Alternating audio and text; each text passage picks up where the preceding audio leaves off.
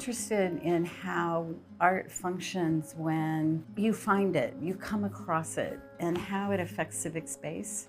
I mean, the artwork that I've made for the waterfront really begins with the site. In some ways, it's a non-space, and it's a space created by the reworking of the roadway, Alaska Way, and how the really beautiful descent comes down from the market, and it brings you to the water. There is this triangular space that's created that's between the roadway and the parking garage.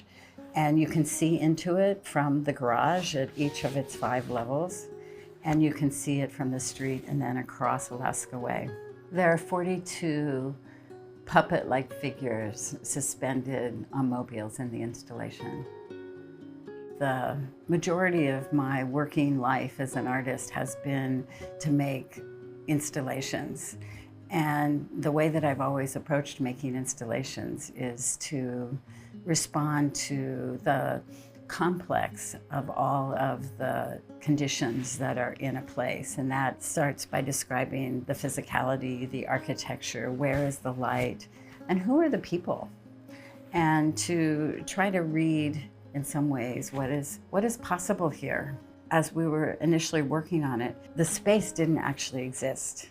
So that was also an imaginative act, like what is that going to feel like? And to understand the kind of traffic and the density of that along Alaska Way, and to imagine, that experience of coming to the site from the market. There's so many people that are central in the process along the many years that this project has taken to find form.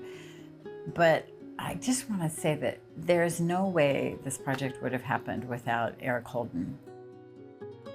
You can tell when someone has a lot of depth, and Anne brings a tremendous amount of depth and art knowledge, art history knowledge, and you hear and feel that in just the way she speaks.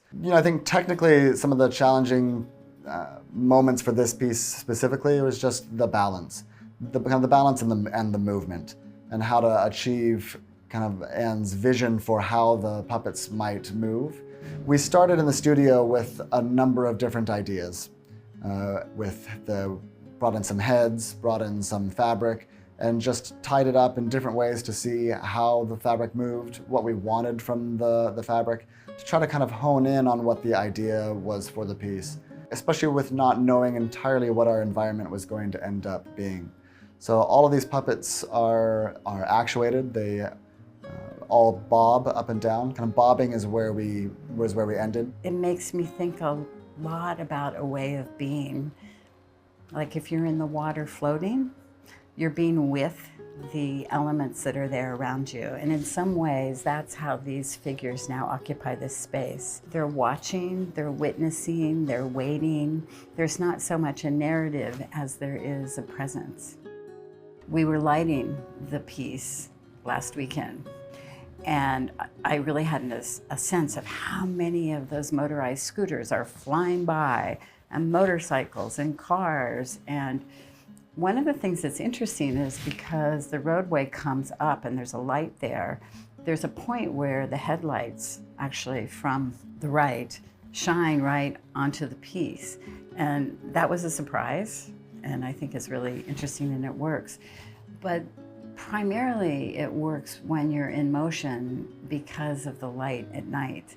There was a really wonderful woman that came up spontaneously. She was in a motorized wheelchair, and she said, I saw the lights up here and I had to come see what it is. And she was delighted. She spent a lot of time. She even said, this is the best thing I've seen in Seattle in a long time.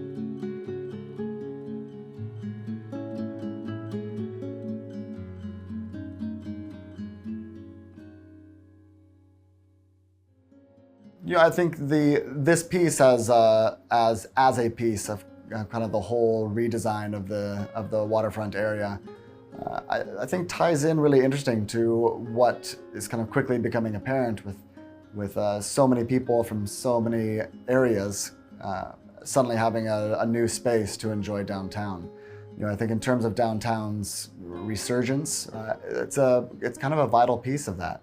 Not just for tourists, which of course are the guests that we host, but also for for your Seattleites and the surrounding areas to be able to have a kind of a new place downtown that is interesting for any number of ages or backgrounds. When a project is no longer mine, it's given over to the people that are there.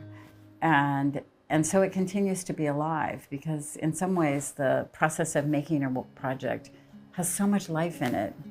And so that may come to an end, but especially in public art, maybe even more than in other contexts, you're giving something away to have a life that isn't the one that you're necessarily authoring. And that's a wonderful threshold.